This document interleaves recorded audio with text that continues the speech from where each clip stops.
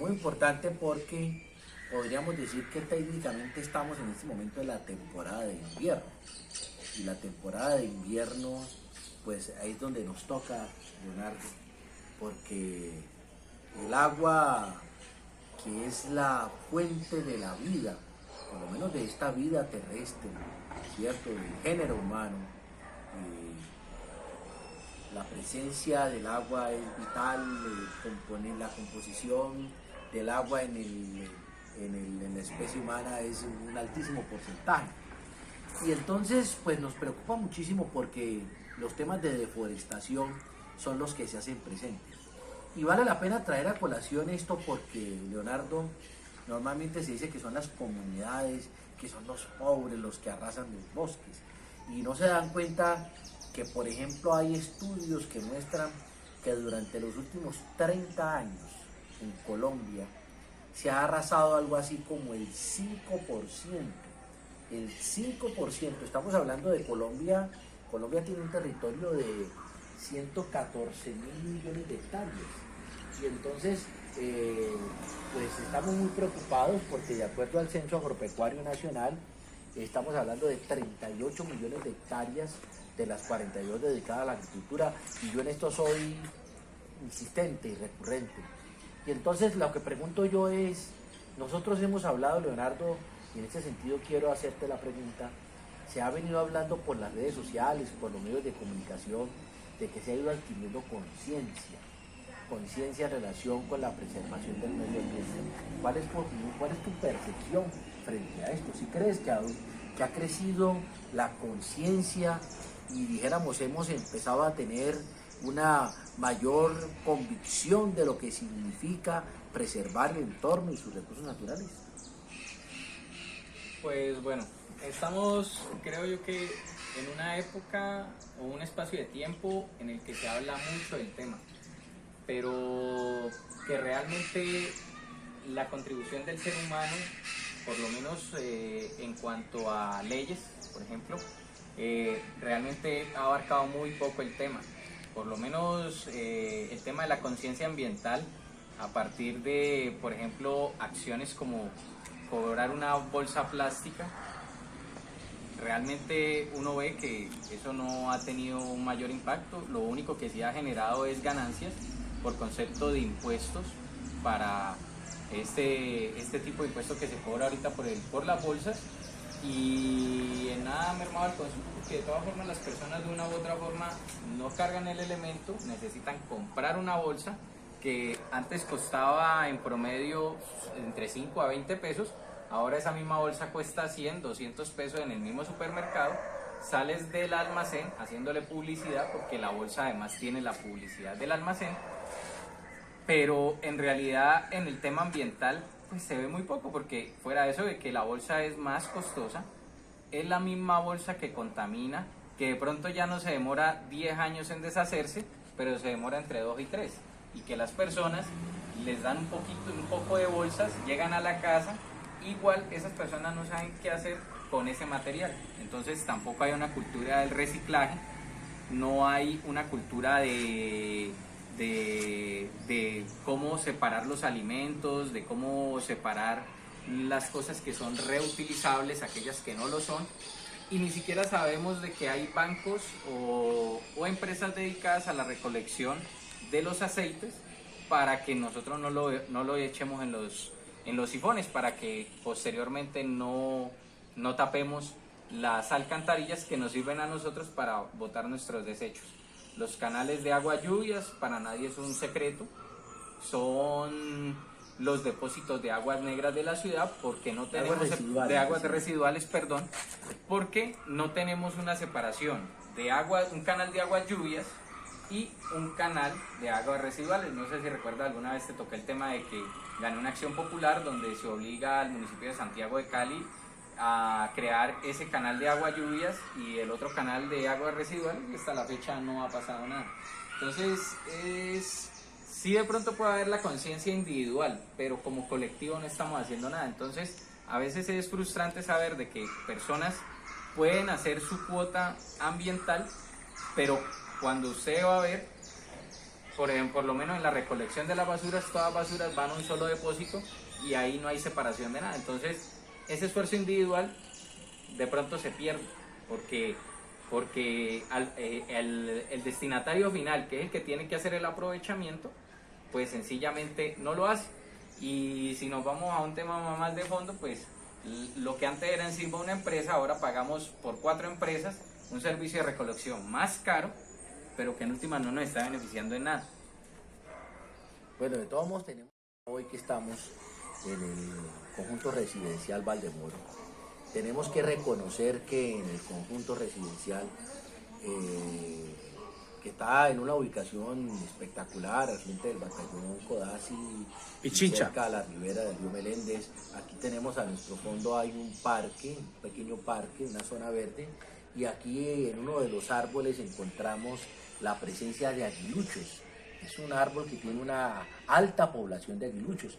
Inclusive pues hay que buscar la manera de entender cómo el aguilucho ha colonizado la ciudad, ha logrado, dijéramos, de su desplazamiento de estas zonas boscosas, ha encontrado la opción de recrear el paisaje. Y decía yo que en Valdemoro, pues ciertamente, en honor a la verdad, aquí se hace una política, hay una unidad para la separación de los diferentes residuos sólidos que se producen en cada uno de los apartamentos. Inclusive hemos entrado en la onda de recolectar los aceites usados. Entonces eso significa, pues dijéramos, un excedente para el conjunto, para la propiedad horizontal, porque hay unos operadores que reciben estos residuos y los transforman. Es decir, que de alguna manera, por lo menos en lo que aquí respecta, hemos avanzado.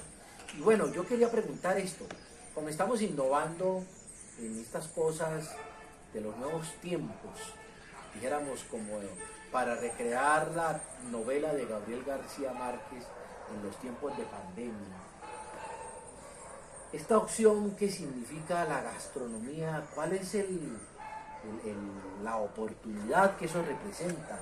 ¿Cómo es la situación? Porque muchos negocios han sido afectados por el tema de la pandemia. Y entonces hoy en día pues ya estamos entrando en el trance de la convivencia. ¿Cuáles son las opciones de negocio que plantea la gastronomía? Ya que tú te has adentrado por estos nuevos conocimientos y estas nuevas prácticas, Leonardo. Bueno, en lo que hemos podido ver, pues hay muchos lugares de comida, pero no, para nadie es un secreto, es una realidad que todos estamos viendo, que con ocasión de la pandemia muchos de estos negocios han cerrado. En Cali, desafortunadamente, no existe una cultura muy arraigada respecto de una gastronomía un poco más detallada, una gastronomía de pronto un poco más excelsa. Aquí somos de pronto una cultura un poco más simple, de comidas rápidas, no de restaurantes con una gastronomía muy exquisita. Entonces eso hace que para muchas personas que están en el ámbito de la gastronomía, de pronto emprender un negocio sea un poco más difícil. Por eso ahora se está abriendo un espacio también para todo el tema de lo que son las cocinas ocultas, porque empezando por el tema de que no podemos estar reunidos como lo podíamos estar antes por el tema de la pandemia y el cupo máximo de personas, para las personas dueños de restaurantes es muy difícil sostener un local, que en ese local al atender un público pues haya que tener unas personas que atiendan a los comensales en la mesa, como son pues los meseros, destinar un espacio como un espacio de parqueo, y en ese orden de ideas un valet parking. Esos son costos que de pronto muchos establecimientos de comercio no pueden sostener en este momento.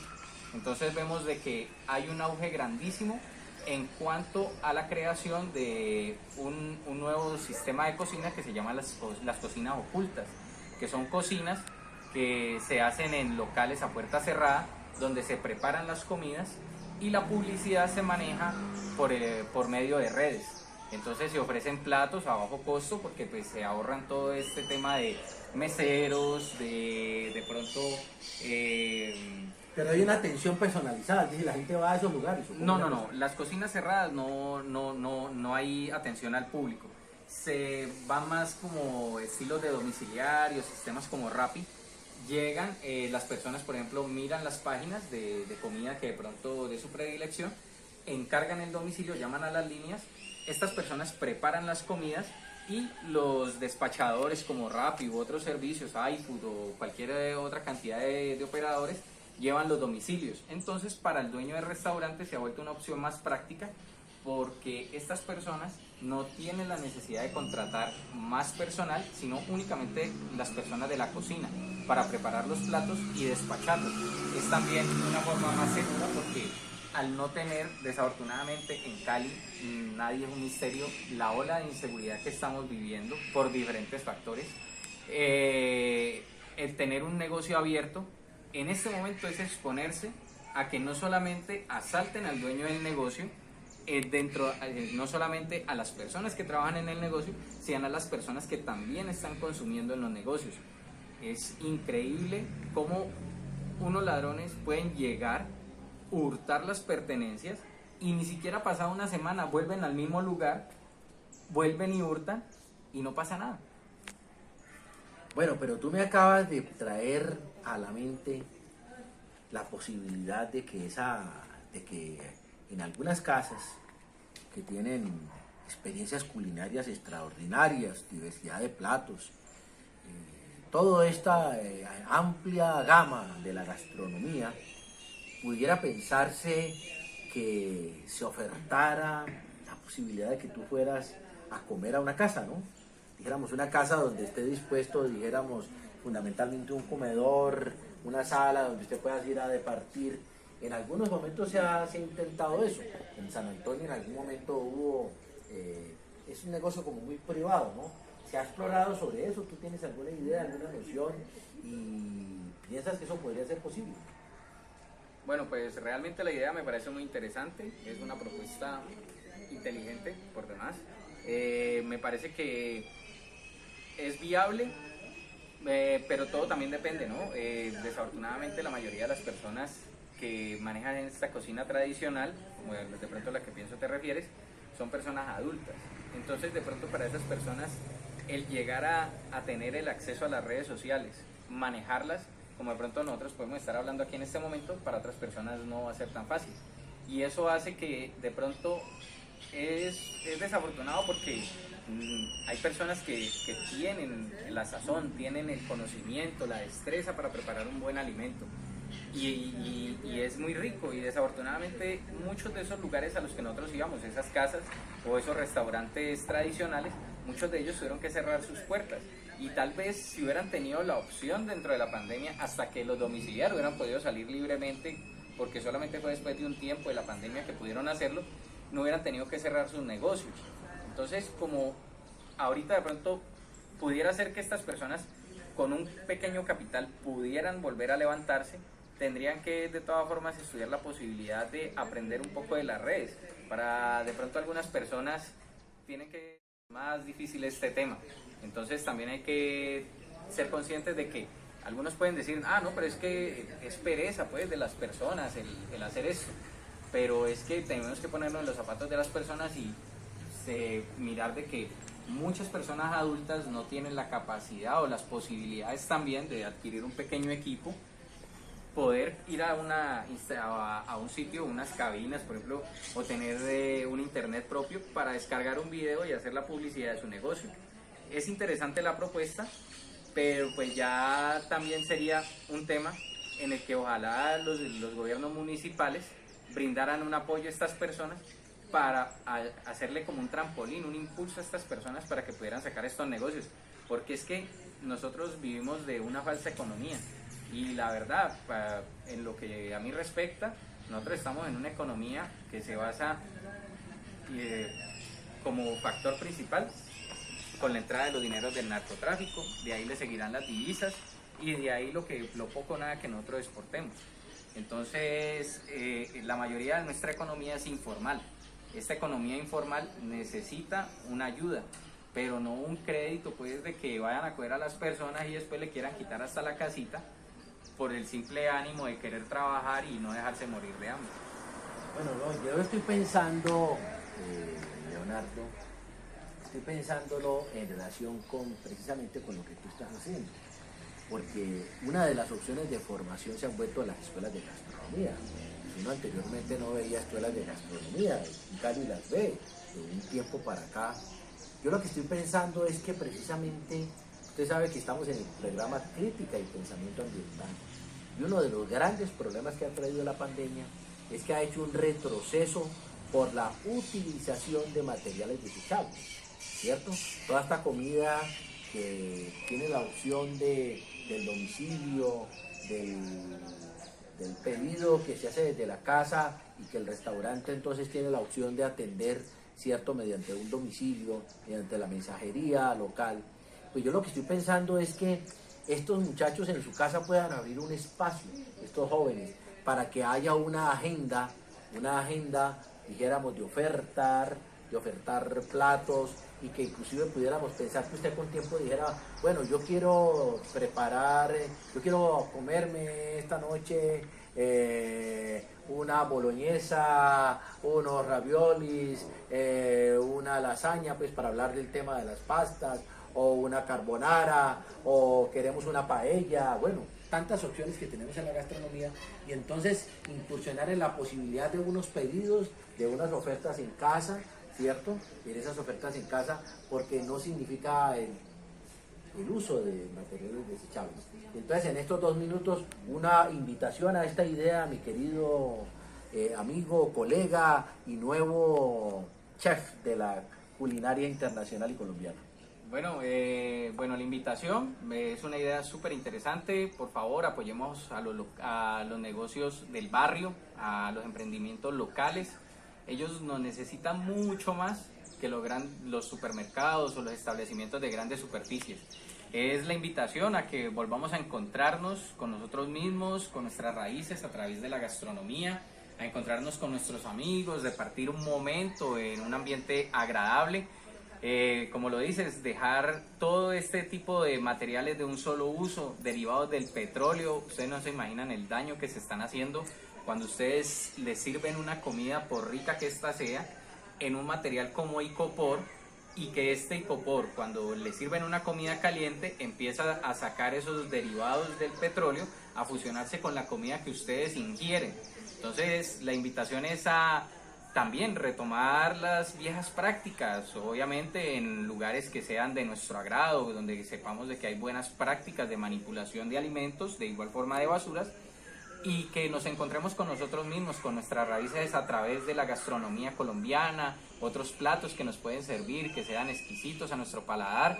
La invitación también más adelante, cuando abramos la página del Chef León, también invitarlos para que conozcan algunos platos y fáciles de preparar, para que compartan con sus amigos y familia.